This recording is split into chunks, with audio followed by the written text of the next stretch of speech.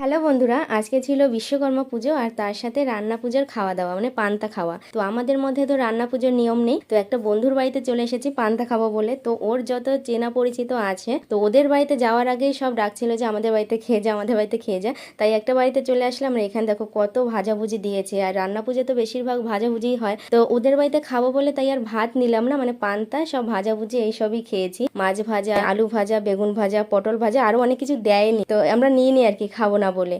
পায়েসটা খুব একটা খাইনি কারণ মিষ্টি আমার পছন্দ না। তো খাওয়া দাওয়া করে তারপরে চলে আসলাম ওদের বাড়িতে। আর ওদের বাড়িতে ছোট একটা বাচ্চা আছে, ওর দাদার ছেলে, তো তার জন্য একটু খাবার নিয়েছি, মাজা আর ক্যাডবেরি নিয়েছিলাম। তো তারপরে ফ্রেশ হয়ে গল্প টল্প করে তারপর ওদের বাড়িতে বসে পড়েছি পান্তা খেতে। আর ওদের বাড়িতেও কিন্তু অনেক খাবার দিয়েছে আমাদেরকে, আর সব বাড়িতে প্রায় একই রকম টাইপেরই খাবারটা হয়। এখানেও ইলিশ মাছ ভাজা, রুই মাছ ভাজা, আরো সব আলু বেগুন পটল সবকিছুই ভাজা দিয়েছে। তার সাথে আরো ছিল চালতার চাটনি, নারকেল ছাই। তো চলো খাবারটা খেয়ে নিই, আর তোমরাও কে কে খেয়েছো পান্তা কমেন্ট